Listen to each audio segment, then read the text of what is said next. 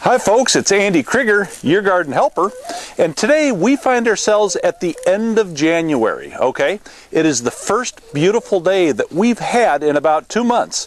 Therefore, the #1 project outdoors is to start pruning a few trees.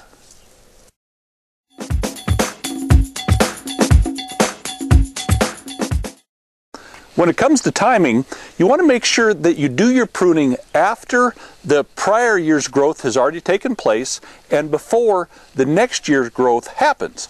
So what you want to primarily do is the end of January to the 1st of February is when you can start doing your pruning, but you want to make sure it's done by about the mid to end March.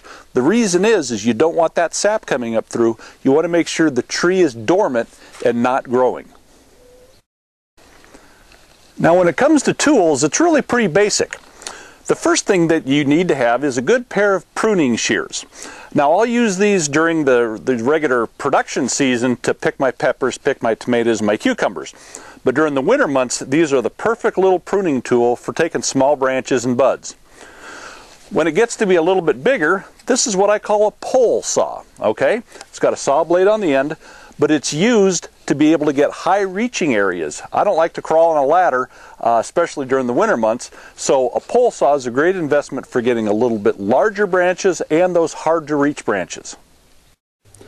The primary purpose behind pruning this apple tree is going to be to allow more sunlight in and strengthen the branches so when the fruit crop comes on, we don't have breakage. As you can see, there's a lot of crossing branches, just a lot of work has to be done.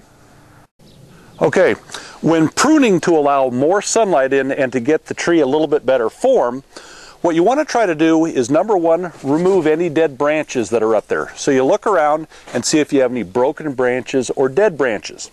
The second thing is, for example, right here, I have a branch that's growing into another one. So that's called a cross branch and you want to remove that. When you're pruning, you take your pruning shears and you come right up next to that branch. You don't want to cut it back here a little ways because that's just a stub and that'll die.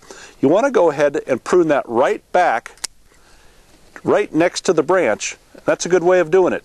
A good pair of shears, pruning shears, will give you a nice good cut and clean cut. I've got a cross branch here. He comes out. Cross branch there.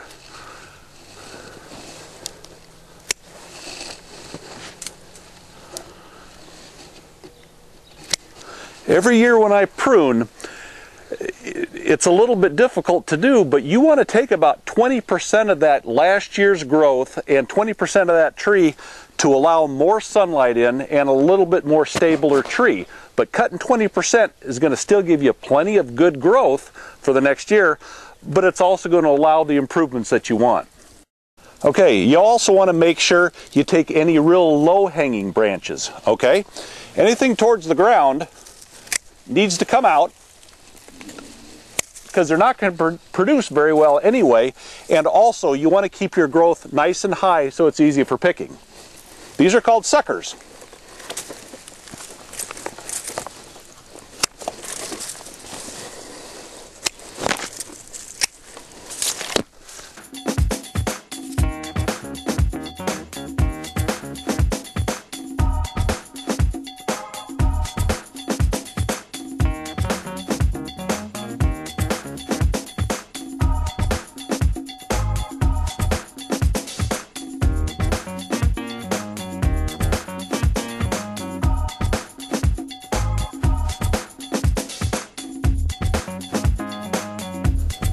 Here's a good example of a crossing branch. You can actually see the damage from the prior year and what will continue if it isn't removed. Here are good examples of interior facing just brand new branches from last year that if continued to grow, they will just hinder sunlight coming in. This is kind of a gnarly mess higher up in the tree that will do nothing but block sunlight. So we're going to go ahead and take all of that out to allow for a stronger, healthier tree. Branches that are going straight up, I will also eliminate because I can't get to the fruit anyway. Everything is cleared out. I've got great branches on the outside coming down, but the inside is clear. Exactly what we're looking for. Okay, it's taken me about an hour to do a good job.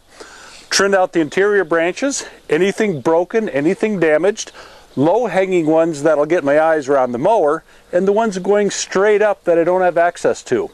This tree is ready to go come springtime, come April and May when the flowers are getting set, June and July when the fruit comes on. I've got a great, strong apple tree for which to set the season by. Okay, until next time, it's Andy Krieger, your garden helper. And remember, when you grow it, you know it.